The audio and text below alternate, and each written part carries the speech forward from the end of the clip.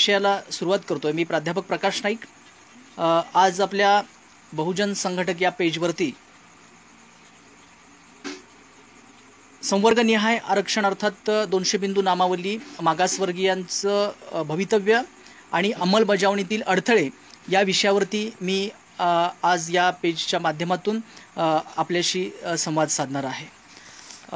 प्राध्यापक भरतीच्या संदर्भामध्ये अलीकडच्या काही दिवसामध्ये खरं तर 200 बिंदू नामावलीच्या संदर्भात एक सगळीकडे चर्चा सुरू आहे आणि या चर्चेच्या अनुषंगानं 200 बिंदू नामावलीचं धोरण नेमकं काय आहे, त्याच्यापूर्वी म्हणजे आत्ता सध्या जे 100 बिंदू नामावलीचं धोरण जे आहे ते नेमकं काय आहे, या दोघांमध्ये नेमका कोणत्या अनुषंगानं फरक आहे आणि या सगळ्या 200 बिंदू नामावली हे जर धोरण सरकारनं स्वीकारलं तर इथून पुढच्या काळामध्ये मागासवर्गीयांचं या सगळ्या आरक्षण धोरणामध्ये नेमकं काय भवितव्य राहणार आहे आणि या सगळ्या अंमलबजावणीमध्ये कोणत्या अडचणी उद्भवणार आहेत या अनुषंगानं विचार करणं हे सध्याच्या काळामध्ये अतिशय आवश्यक आहे। आणि म्हणूनच प्राध्यापक भरती लक्षार्थ आंदोलनाच्या माध्यमातून आम्ही आमचे काही सहकारी संपूर्ण राज्यभर आम्ही या विषयावरती विचारमंथन करतो आहोत आणि यातल्या त्रुटी, यातल्या अडथळे हे सगळे पुढं आणण्याचा आम्ही प्रयत्न सगळ्यांच्या समोर मांडण्याचा प्रयत्न करतो आहोत। आणि आम्ही जी भूमिका मांडत आहोत ती भूमिकाच महाराष्ट्रातल्या वेगवेगळ्या समूहातल्या वेगवेगळ्या संवर्गातल्या आमच्या पात्रताधारक सगळ्या मित्रांना अपील होते आहे आणि याच्या संदर्भामध्ये या विषयावरती एका व्यापक पातळीवर आपण सगळ्यांनी विचार मंथन करावं आणि हा विषय नेमकेपणानं समजून घ्यावा यासाठी बहुजन संघटक यांच्या वतीनं मला या ठिकाणी विचार मांडण्याची संधी दिलेली आहे। त्याबद्दल सर्वप्रथम मी बहुजन संघटक पेजचे सगळे जे सगळे लोक आहेत, आमचे मित्र आहेत, त्यांना मी मनापासून धन्यवाद देतो की 1993 पासून UGCनं नेट आणि सेट या परीक्षेची अंमलबजावणी केली आणि तेव्हापासून वरिष्ठ महाविद्यालयात सहाय्यक प्राध्यापक होण्याकरता नेट सेट या परीक्षांमध्ये उत्तीर्ण होणं हे अनिवार्य ठरवण्यात आलं। सुरुवातीच्या काळामध्ये त्या परीक्षांना निश्चितपणानं काही संघटनांनी विरोध केलेला होता की ही परीक्षा होऊ नये, केवळ पदव्युत्तर जी पदवी आहे ती पदवी ग्राह्य मानावी अशा पद्धतीनं त्या काळामध्ये म्हणजे साधारणतः एक 27-28 वर्षापूर्वी या विषयावरती सुद्धा महाराष्ट्रभर आंदोलनं झालेली होती। नंतरच्या काळामध्ये नेटसेट ही परीक्षा अनिवार्य झाल्यानंतर प्रत्येक परीक्षेमध्ये उत्तीर्ण होणाऱ्यांचं प्रमाण वाढलं, पण तुलनेनं त्यांना नोकरीमध्ये संधी मिळणं, नोकरी सेवा करण्याची संधी मिळणं वरिष्ठ महाविद्यालयामध्ये सहाय्यक प्राध्यापक म्हणून हे थोडंसं प्रमाण व्यस्त व्हायला लागलं आणि नंतर शिक्षण क्षेत्रामधल्या काही अपप्रवृत्ती ह्या वाढीस लागायला लागल्या आणि या सगळ्यामध्ये नेटसेट उत्तीर्ण झालेल्या सगळ्या पात्रताधारक सहाय्यक प्राध्यापक होऊ इच्छिणाऱ्या किंवा त्यासाठी पात्रता धारण करणाऱ्या उमेदवारांच्यावरती निश्चितपणानं अन्याय व्हायला लागला। ही अन्यायाची भावना मनामध्ये एका बाजूला वाढत असताना दुसऱ्या बाजूला या सगळ्या पातळीवरती राज्य शासनाचं जे काही धोरण या संदर्भामध्ये असायला हवं होतं ते सुद्धा या सगळ्या पात्रताधारकांच्या संदर्भामध्ये अत्यंत प्रतिकूल होतं असं म्हणायला वाव आहे। त्याचं कारण असं की एकतर राज्य सरकारच्या अखत्यारीमध्ये येणाऱ्या या वरिष्ठ महाविद्यालयांच्या सहाय्यक प्राध्यापकाच्या जागा भरण्याच्या संदर्भात राज्य शासन नेहमीच उदासीन राहिलेलं आहे। हे आपल्याला गेल्या 15-20 वर्षामध्ये त्यांनी जे काही धोरणं राबवलेली आहेत त्याच्यावरून आपल्याला हा निष्कर्ष काढता येतो। म्हणजे काय तर मुळामध्ये एखादी जागा रिक्त झाल्यानंतर आरक्षणाच्या प्रचलित नियमाप्रमाणे खऱ्या अर्थानं त्या जागेची जाहिरात काढणं आणि ती जागा भरणं याला राज्य शासनानं प्राधान्य देणं अपेक्षित होतं, अभिप्रेत होतं, परंतु राज्य शासन या बाबतीमध्ये नेहमीच उदासीन राहिल्याचं चित्र आपल्याला गेल्या 15-20 वर्षामध्ये पाहायला मिळतं आहे। नंतरच्या काळामध्ये 2010 पर्यंत काही जागा भरल्या जात होत्या, त्या एका बाजूला समांतरपणे म्हणजे एकीकडं जागा रिक्त आहेत, त्या जागा भरणं हे सगळं सुरू होतं, पण दुसऱ्या बाजूला संस्था चालकांची मुजोरी असेल किंवा संस्था चालकांच्या मधला सगळे त्यांचे हितसंबंध असतील आणि या सगळ्या भरती प्रक्रियेमधले जे काही चुकीच्या गोष्टी ह्या ज्या होत्या त्या सुद्धा आपण टाळू शकत नव्हतो.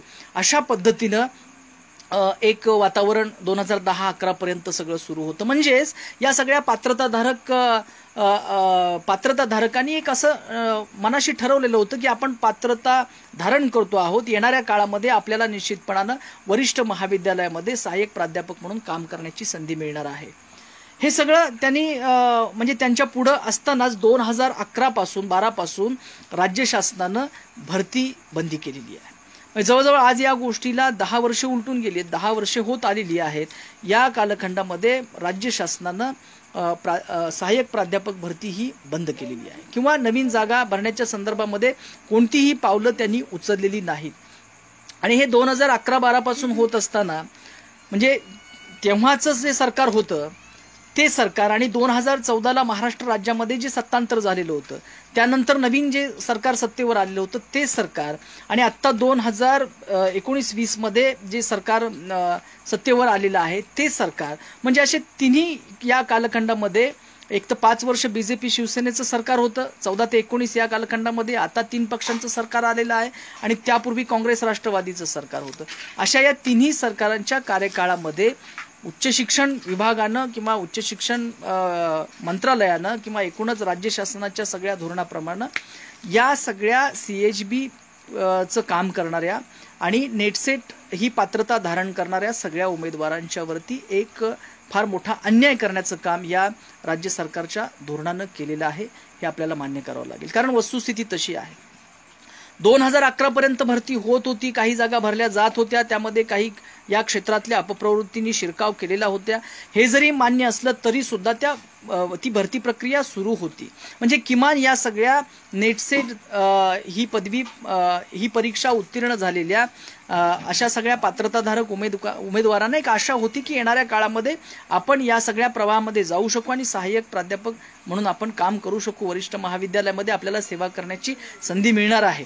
अशा पद्धतीचं एक वातावरण होत असताना दुसऱ्या बाजूला भरती नाही आहे आणि त्यामुळं उच्च शिक्षणामध्ये एक फार मोठं असं एक वेगळं नकारात्मक अशा पद्धतीचं वातावरण निर्माण झालं की एक जागा रिक्त झाल्यानंतर त्या ठिकाणी ज्यावेळेला CHB उमेदवाराची नियुक्ती केली जाते म्हणजे तासिका तत्वावरती, त्यावेळेला तो जो CHBचं काम करणारा जो उमेदवार आहे त्याच्या मनामध्ये एक आशा आहे की आपल्याला येणाऱ्या काळामध्ये या ठिकाणी काम करण्याची संधी मिळेल, जागा निघेल, तिथं रीतसर मुलाखत होईल, म्हणजे विद्यापीठ आणि UGCच्या नियमाप्रमाणे आपल्याला किमान एक शक्यता आहे, किमान एक आशा आहे की आपण त्या सगळ्या प्रवाहामध्ये आपण जाऊ शकू आणि वरिष्ठ महाविद्यालयामध्ये काम करू शकू.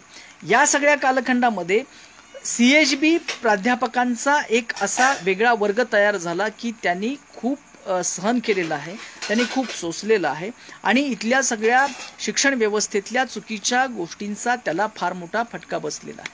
साधारणपणे 2011 नंतरचं ज्या वेळेला ही सगळे CHB धारक उमेदवार होते म्हणजे नेटसेट पात्रता धारक होते की जे वरिष्ठ महाविद्यालयात CHB वरती काम करतायत आणि दुसऱ्या बाजूला त्यांना एक आशा आहे की आपण या सगळ्या प्रक्रियेमध्ये सहाय्यक प्राध्यापक म्हणून आपण काम करू शकतोय. तर या सगळ्या याच्यामध्ये CHB प्राध्यापकांच्यावरती फार मोठा अन्याय झाला. त्यांना अत्यंत तुटपुंज असं वेतन त्यांना देण्यात येत होतं. त्यांच्याकडून परमनंट प्राध्यापका इतकंच, नियमित असलेल्या प्राध्यापका इतकंच काम करून घेण्यात येत होतं. म्हणजे काम करण्याच्या बाबतीमध्ये CHB प्राध्यापक कुठंच कमी नव्हते. दुसऱ्या बाजूला वेतनाच्या बाबतीमध्ये मात्र त्याच्या बद्दल एक दुजाभाव करण्याचं सुद्धा काम या ठिकाणी राज्य शासनाच्या या धोरणामध्ये सगळीकडे होतं. म्हणजे अतिशय तुटपुंज वेतन, काम मात्र तेवढंच आणि दुसऱ्या बाजूला पुढच्या भरतीची शाश्वती नाही, भविष्याची सुरक्षा नाही, त्या सुरक्षेची हमी नाही, अशा एका वेगळ्या अशा वातावरणामध्ये हे सगळे CHB धारक प्राध्यापक, CHBचं काम करणारे आणि नेटसेट पात्रता धारण करणारे हे सगळे प्राध्यापक या सगळ्या याच्यामध्ये काम करत होते.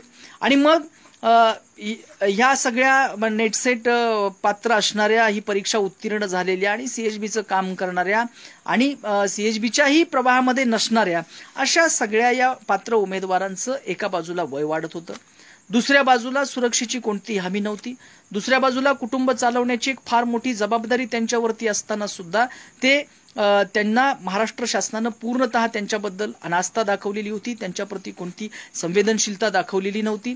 आणि या सगळ्याचा परिणाम म्हणजे त्या प्राध्यापकाच्या कामावरती होत होता. निश्चितपणानं हे सगळं जे नकारात्मक वातावरण होतं ते एकूणच उच्च शिक्षणामध्ये अत्यंत एक चुकीचं वातावरण निर्माण करणारं होतं. आणि स्वाभाविकपणे या सगळ्या गोष्टींचा जो काही परिणाम होता तो आपल्या उच्च शिक्षणावरती होत होता. म्हणजे विद्यार्थ्यांच्यावरती होत होता.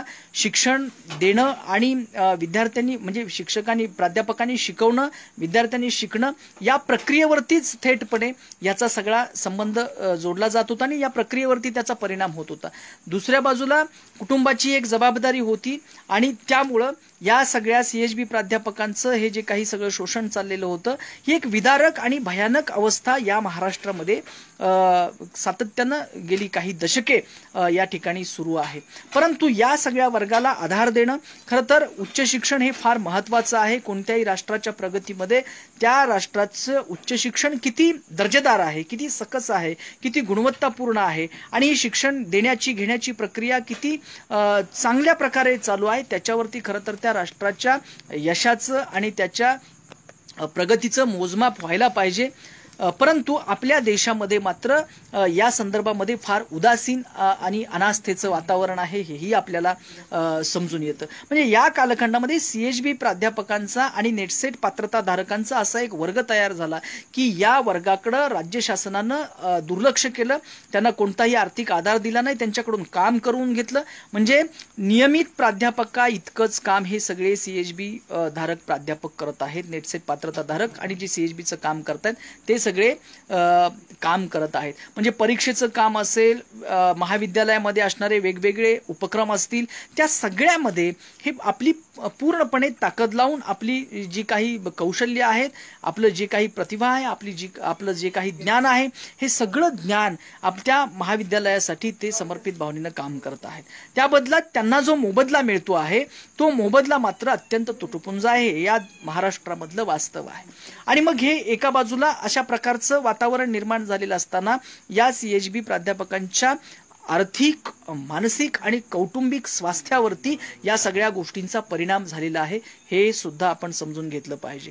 आणि मग अशा काळामध्ये सातत्यानं या CHB प्राध्यापकांच्या संघटना होत्या, नेटसेट पात्रताधारक सगळ्या उमेदवारांच्या संघटना होत्या, काही विद्यार्थी संघटना होत्या, शिक्षण क्षेत्रामध्ये काही काम करणाऱ्या आणि शिक्षण क्षेत्रामध्ये काही चांगलं घडावं असा विचार करणाऱ्या काही सामाजिक संघटना होत्या, शिक्षकांच्या संघटना होत्या. सगळ्यांनी राज्य शासनाकडे सातत्यानं असा रेटा लावला की प्राध्यापक भरती झाली पाहिजे, 100% प्राध्यापक भरती झाली पाहिजे.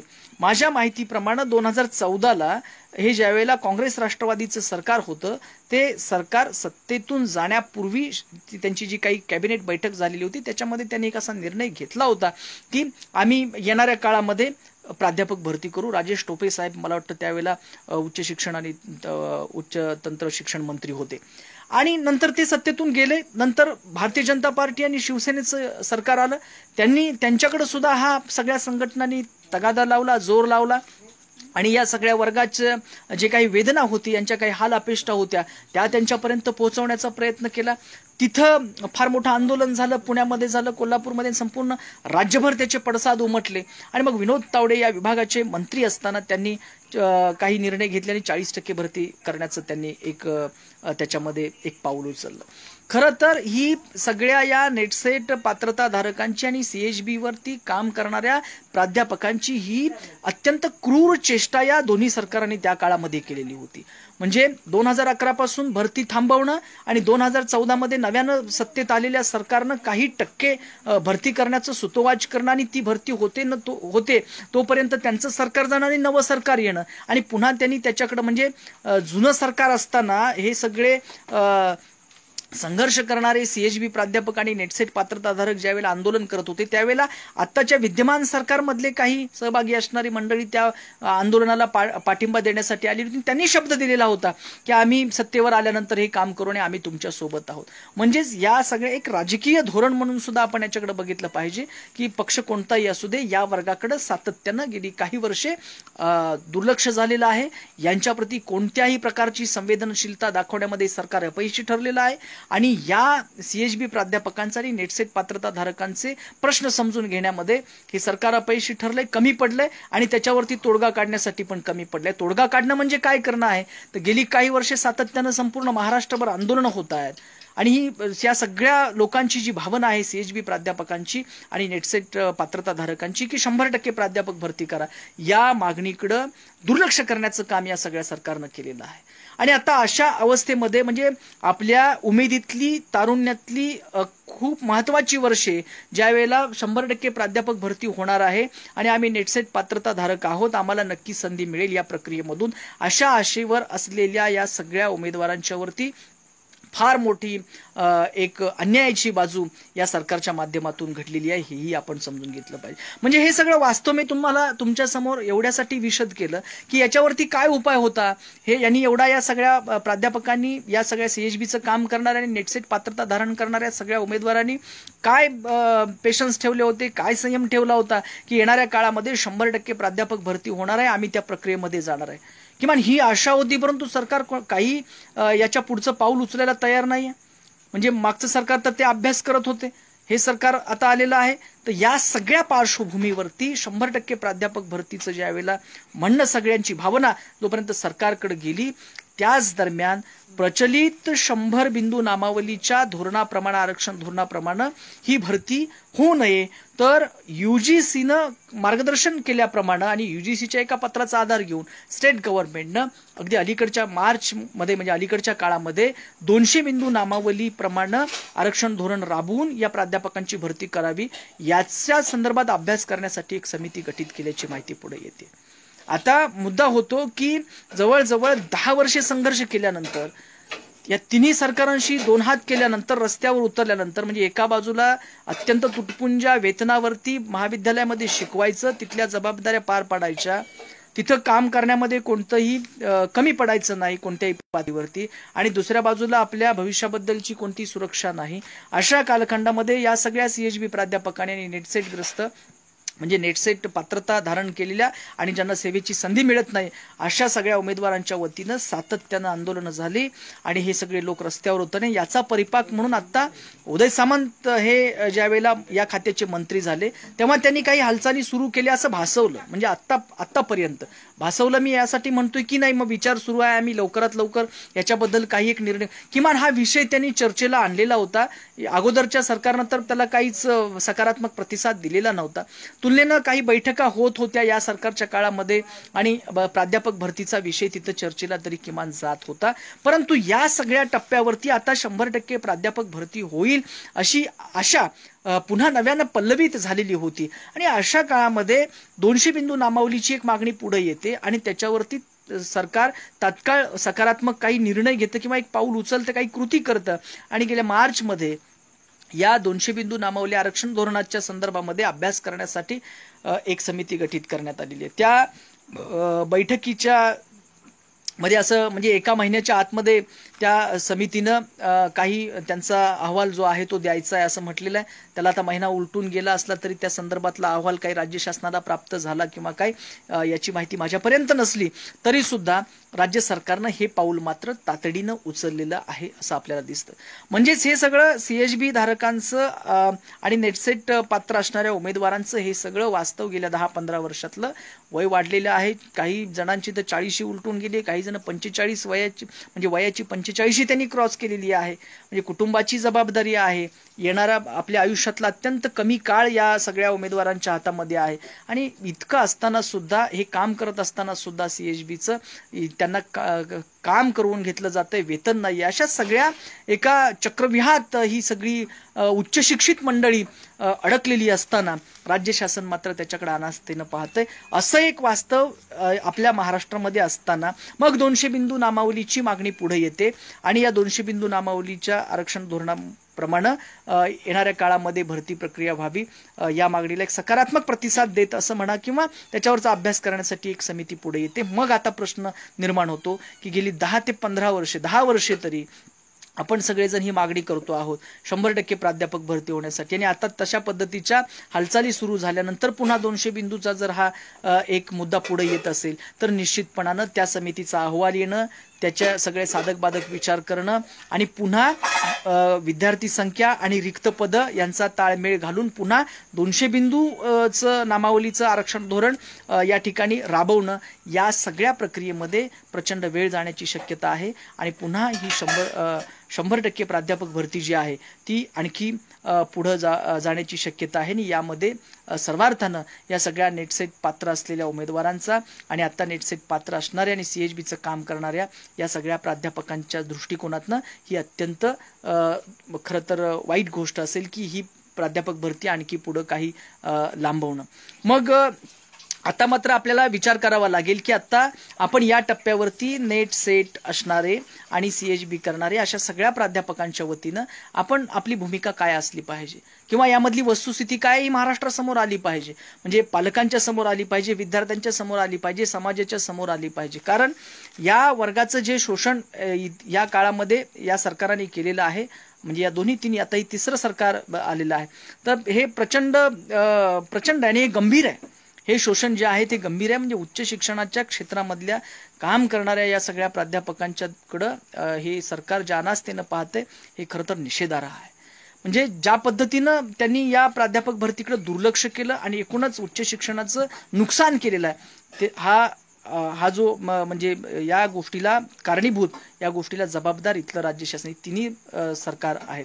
म्हणजे 2014 पूर्वीचं, 14 ते 19चं आणि 19 नंतरचं आत्ता सुद्धा, कारण या बाबतीमध्ये ठोस आणि तातडीची अशी गतीनं काहीही कार्यवाही होत नाहीये हे वास्तव आहे. म्हणजे या सगळ्या अडचणीच्या अरिष्टाच्या काळामध्ये नेटसेट पात्र असलेल्या आणि CHBचं काम करणाऱ्या या सगळ्या प्राध्यापकांच्या समोर इतक्या अडचणी असताना आणि एकूणच त्याचा परिणाम उच्च शिक्षणावरती नकारात्मक होत असताना आत्ता 200 बिंदू नामावलीचं आपण जर धोरण स्वीकारलं तर त्यामधून काय होऊ शकतं हे आपण थोडंसं बघणं गरजेचं आहे. कारण मागासवर्गीयांचं भवितव्य आणि या सगळ्या 200 बिंदू नामावलीमधले अडथळे नेमके काय आहेत याचंही आपण म्हणजे हे सगळं आढावा घेतला पाहिजे आणि हे सगळं समजून घेतलं पाहिजे. आता UGC आणि केंद्र सरकारच्या अखत्यारीत काही विषय असतात आणि त्या दृष्टिकोनातनं त्यांनी काही धोरणं राबवली, कायदे केले आणि UGCनं काही राज्य शासनांना अशा पद्धतीचं काही मार्गदर्शन केलं आणि मग नेमकं या म्हणजे ते जे 200 बिंदू नामावलीचं धोरण आहे ते नेमकं काय आहे हे आपण पहिल्यांदा समजून घेतलं पाहिजे. तर 200 बिंदू नामावलीमध्ये संस्थानिहाय किंवा महाविद्यालय निहाय अशा पद्धतीचं हे आरक्षण धोरण आहे. म्हणजे 100 बिंदू नामावलीमध्ये ज्याप्रमाणे विभाग हा एक मुद्दा तिथं मानलेला होता तो त्यांनी विभागाच्या ऐवजी महाविद्यालय किंवा संस्था हे एकक ग्राह्य धरलेलं आहे. मग याचा परिणाम काय होणार आहे, तर याचा परिणाम असा होणार आहे आणि सगळ्यात महत्त्वाची म्हणजे या 200 बिंदू नामावलीच्या या धोरणामध्ये SBC, NT, VJNT, SEBC यांचा समावेश नाही आहे. म्हणजे लोकसंख्येच्या प्रमाणे ज्याची संख्या जास्त आहे अशा समूहांना त्यांनी तिथं ते बिंदू नामावलीमध्ये स्थान दिलेलं आहे. आता याचे जे काही धोके आहेत या सगळ्या तिन्ही तरतुदींचे ते धोके आपण तपासून बघितले पाहिजेत की नेमकं यामधून काय संभवू शकतं, नेमकं काय होऊ शकतं. म्हणजे विभागनिहाय आरक्षण काढून ज्यावेळेला महाविद्यालय हे ग्राह्य धरलं जातं, संस्था हे ग्राह्य धरलं जातं, यामध्ये SBC, NT, VJNT, SEBC यांचा समावेश नाही. आणि यामधून काय होऊ शकतं तर यामधून आणि सगळ्यात महत्त्वाचं म्हणजे हे जर धोरण आत्ता राबवायचं म्हटलं तर मग आत्ता नव्यानं राज्य शासनाला काय तयारी करायला लागणार आणि त्याचा परिणाम हा सगळ्या नेटसेट पात्रताधारक आणि CHB प्राध्यापकांच्या वरती नेमका काय होणार आहे. या एक 3-4 मुद्द्याच्या अनुषंगानं जर आपण काही माहिती घेण्याचा प्रयत्न केला तर हाती येणारे जे निष्कर्ष आहेत ते धक्कादायक आहेत आणि ते पहिल्यांदा आपण समजून घेतले पाहिजे. तर काय आहे की SBC NT VJNT SEBC अशा काही प्रवर्गांना जे 100 बिंदू नामावलीमध्ये जे काही स्थान होतं ते यामध्ये नाही आहे, यांचा समावेश नाही आहे. मग पुन्हा त्यांचा नव्यानं समावेश याच्यामध्ये करावा लागणार आहे, हेही आपण समजून घेतलं पाहिजे. म्हणजे या बाबतीमध्ये सुद्धा गोंधळ आहे. अर्थात केंद्र सरकारची नोकऱ्यांतली जी काही पॉलिसी आहे आणि राज्य शासनाची यामध्ये निश्चितपणानं आरक्षणाच्या संदर्भामध्ये सुद्धा संवर्गनिहाय काही वेगळी त्यांची पॉलिसी आहे, धोरणं आहेत. तर या संदर्भात आपण विचार करत असताना म्हणजे या सगळ्या मागास आणि संख्येनं कमी असणाऱ्या समूहांना याच्यामध्ये नव्यानं समावेश करावा लागणार आहे. सध्या तो दिसत नाहीये. म्हणजे हा जो काही 200 बिंदूचा जो परिणाम आहे, हा जो काही फटका आहे, हा फटका थेट या सगळ्या वर्गांना बसू शकतो. दुसरी गोष्ट, जर आत्ता विभागनिहाय आरक्षण आहे, ते विभागनिहाय आरक्षण आपण जर महाविद्यालय किंवा संस्थानिहाय केलं, संस्था हा एकक मानला, तर त्याच्यामधून काय धोके पुढे येऊ शकतात. तर शिक्षण क्षेत्राचं आजचं जे काही जळजळीत वास्तव आहे ते आपल्या सगळ्यांना माहिती आहे आणि ते आपण मान्य करू, म्हणजे ते आपल्याला माहिती आहे असं गृहीत धरून मी तुम्हाला सांगतो की जर विभागनिहाय आरक्षण जर यामधून ही जर पॉलिसी काढली, हे जर धोरण काढलं आणि जर संस्था हे जर तिथं ग्राह्य धरण्यात आलं, तर निश्चितपणानं संस्था चालकांना आणखीन एक अधिकार मिळणार आहे शोषण करण्याचा.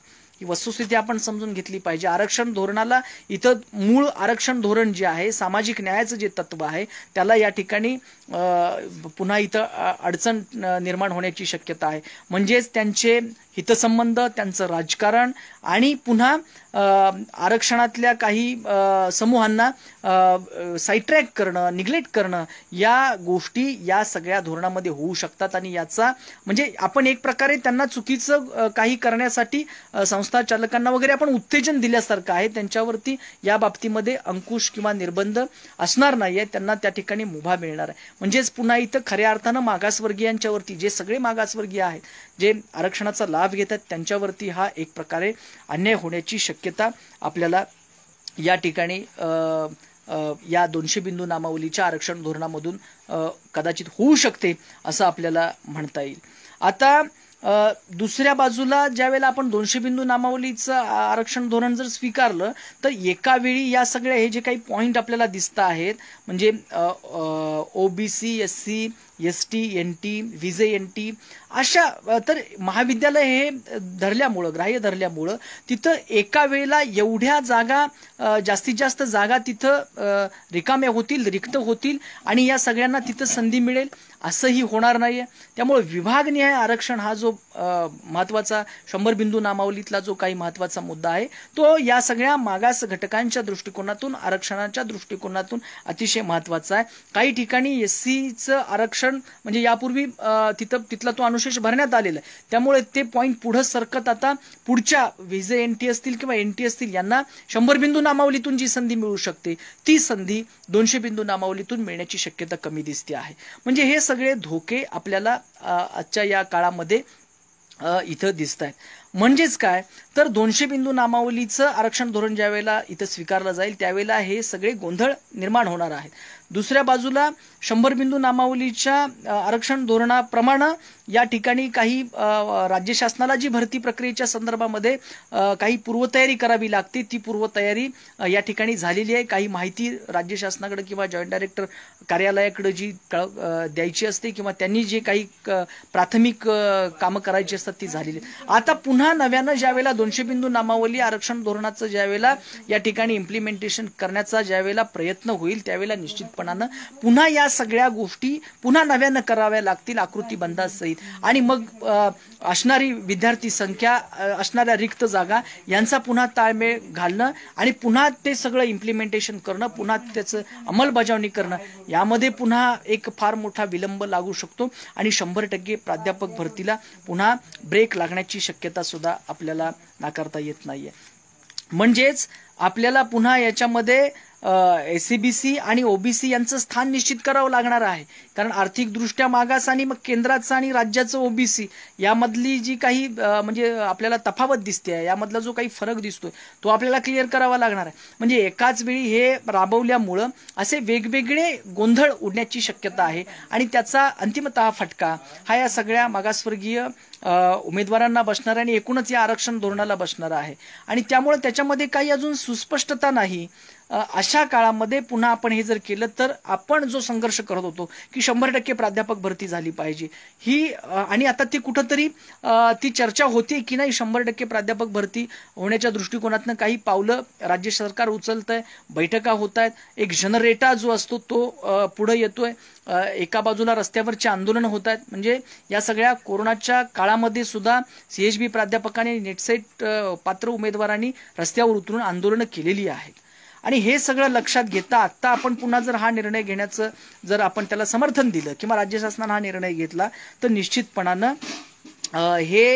ही सगळी प्रक्रिया पुन्हा त्या ठिकाणी खंडित होण्याची शक्यता आहे आणि हे होणार आहे. आणि मग पुन्हा आणखी काही काळ यामध्ये जाणार आहे. म्हणजे आधीच प्राध्यापक भरतीला इतका संयमानं आपण म्हणजे इतकी वाट बघितलेली आहे आणि आता येणाऱ्या काळामध्ये पुन्हा जर या गोष्टीमुळं आणखी त्याला जर हे लागणार असेल तर निश्चितपणानं ही वेळ सुद्धा म्हणजे काही वर्ष आणखी या सगळ्या याच्यातली निघून जाणार आहेत आणि त्याचा परिणाम हा या सगळ्या CHB प्राध्यापकांच्यावरती होणार आहे, नेटसेट पात्र उमेदवारांच्यावरती होणार आहे. 200 बिंदू नामावली आरक्षण धोरणामध्ये सुद्धा म्हणजे आपण समजून घ्यावं लागेल आपल्याला की तिथं लोकसंख्येच्या प्रमाणावरती ते बिंदू निश्चित करण्यात आलेले आहेत. खरं तर आरक्षणाचं जे धोरण आहे त्या आरक्षण धोरणाचा मूळ गाभा जो आहे तो सामाजिक, आर्थिक आणि शैक्षणिक तुमची वंचितता किती आहे त्याच्यानुसार म्हणजे आरक्षण मिळालं पाहिजे आणि आरक्षणाची संधी मिळाली पाहिजे आणि आरक्षणाच्या माध्यमातून ते मुख्य प्रवाहामध्ये आले पाहिजेत. हा एक आरक्षणाचा मुख्य हेतू आहे. मुळात या सगळ्या 200 बिंदू नामावली आरक्षण धोरणामुळं या धोरणाला किंवा या आरक्षणाच्या मुख्य उद्देशालाच डिस्टर्ब होण्याची किंवा त्याला अडथळा निर्माण होण्याची शक्यता दिसते. कारण या ठिकाणी सामाजिक, शैक्षणिक आणि आर्थिक वंचितता हा निकष न लावता केवळ संख्येच्या आधारावरती 200 बिंदू नामावलीमध्ये ते काही बिंदू निश्चित करण्यात आलेले आहेत. हे मला वाटतं गंभीर आहे आणि येणाऱ्या काळामध्ये ज्याची टक्केवारी जास्त असेल त्याला प्रथम बिंदू मिळणार आहे. म्हणजे लहान लहान जे घटक आहेत त्या घटकांना किंवा समाज समूह आहेत त्या समाज समूहांना याच्यामध्ये त्यांची पिछेहाट होऊ शकते. म्हणजेच ते जे मागासवर्गीय घटक आहेत त्या मागासवर्गीय घटकांच्यावरती अन्याय होण्याची शक्यता आहे आणि त्या मागासवर्गीयांची या सगळ्या धोरणातून पिछेहाट होण्याची शक्यता आहे. हे सगळे आपण तांत्रिक मुद्दे लक्षात घेतले तर मला असं वाटतं की सध्याच्या काळामध्ये आपण 100 बिंदू नामावलीसाठीच आग्रही राहिलं पाहिजे आणि ती या अंमलबजावणीसाठी आपण आग्रही राहिलं पाहिजे. कारण आता एवढ्या प्रदीर्घ कालावधीनंतर जर येणाऱ्या काळामध्ये म्हणजे अजून निश्चित नसलं तरी सुद्धा एक आशा आहे की येणाऱ्या काळामध्ये प्राध्यापक भरती होणार आहे आणि पुन्हा जर त्याच्यामध्ये 200 बिंदू नामावली आरक्षण धोरणाच्या त्या निर्णयामुळं जर याला पुन्हा त्याच्यामध्ये खंडितता येणार असेल, त्याच्यामुळं अडथळा निर्माण होणार असेल तर ते हे CHB धारक प्राध्यापक जे आहेत, CHB नेटसेट धारक, नेटसेट पात्र जे प्राध्यापक आहेत त्यांच्या दृष्टिकोनातून ही अत्यंत चुकीची गोष्ट ठरेल असं मला वाटतं. आणि म्हणून दुसऱ्या बाजूला 200 बिंदू नामावली आरक्षण धोरणाचं ज्यावेळेला इथं अंमलबजावणी होईल त्या काळामध्ये सुद्धा या सगळ्या मागास घटकांना, संख्येनं कमी असलेल्या अशा घटकांच्यावरती अन्याय होण्याची शक्यता आहे. आणि एकूणच या सगळ्या अंमलबजावणीमध्ये हे जे आपल्याला अडथळे दिसतात हे अडथळे पार करता करता पुरती दमछाक या सगळ्यांची म्हणजे या सगळ्या समाज घटकांची होणार आहे. आणि दुसऱ्या बाजूला हे मागासवर्गीय म्हणजे त्यांचं जे स्थान असणार आहे ते स्थान सुद्धा डावललं जाणार आहे. हे सगळे धोके आपल्याला यामध्ये दिसत आहेत. सामाजिक न्यायाच्या परिप्रेक्षातून आपण ज्यावेळेला याच्याकडे बघू त्यावेळेला मला असं वाटतं की सध्याच्या काळामध्ये 100% प्राध्यापक भरती झाली पाहिजे आणि ही 100% प्राध्यापक भरती 100 बिंदू नामावलीच्या धोरणाप्रमाणे झाली पाहिजे. ही मागणी अधिक रास्त ठरेल, अधिक उचित ठरेल आणि ती सगळ्यांना न्याय देणारी ठरेल. कारण 200 बिंदू नामावलीप्रमाणे सुद्धा बहुसंख्याक म्हणजे संख्येच्या दृष्टिकोनातून मोठे असणाऱ्या सुद्धा समाज घटकांच्या वरती अन्याय होण्याची शक्यता आहे आणि त्यामुळं आपण सगळ्यांनीच या गोष्टीचा गांभीर्यानं विचार करावा आणि येणाऱ्या काळामध्ये राज्य शासनाकडे सातत्यानं आपण पाठपुरावा करावा की 100 बिंदू नामावली आरक्षण धोरणाप्रमाणेच 100% प्राध्यापक भरती झाली पाहिजे. त्याचबरोबर ही प्राध्यापक भरती कित्येक वर्षानंतर होणार आहे, तर याच्यामध्ये इथून पुढच्या कालावधीमध्ये आमच्या पिढीनं किंवा आम्ही ज्या पद्धतीनं CHB नावाचं एक शोषण स्वीकारलं किंवा ते सहन केलं, अशा पद्धतीचं CHB हा शब्दच हद्दपार शिक्षण क्षेत्रातनं झाला पाहिजे. समान काम समान वेतन या दृष्टिकोनातनं या येणाऱ्या काळामध्ये इथं धोरणं राबवली गेली पाहिजेत. यासाठी आपण संघटितपणानं प्रयत्न केला पाहिजे असं मला वाटतं. शेवटी शिक्षण महत्त्वाचं आहे, उच्च शिक्षण महत्त्वाचं आहे आणि आपला देश आणि समाज महत्त्वाचा आहे.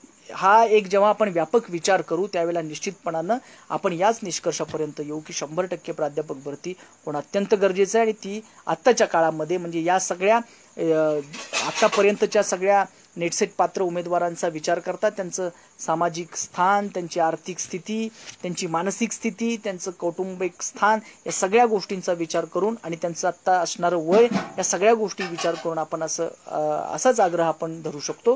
म्हणजे हा निष्कर्ष आपण काढून हा आग्रह धरायला पाहिजे की येणाऱ्या काळामध्ये 100% प्राध्यापक भरती 100 बिंदू नामावलीच्या आरक्षण धोरणाप्रमाणे झाली पाहिजे. समान काम आणि समान वेतन हेच धोरण राज्याच्या सगळ्या शिक्षण विभागामध्ये राज्य शासनानं राबवलं पाहिजे. अशा पद्धतीनं आपण हा विषय समजून घेऊन येणाऱ्या काळामध्ये या संदर्भामध्ये काम करूया एवढं आवाहन करतो. आणि बहुजन संघटक या चॅनलला मी मनापासून धन्यवाद देतो आणि माझे विचार या ठिकाणी थांबवतो. धन्यवाद. जय भारत.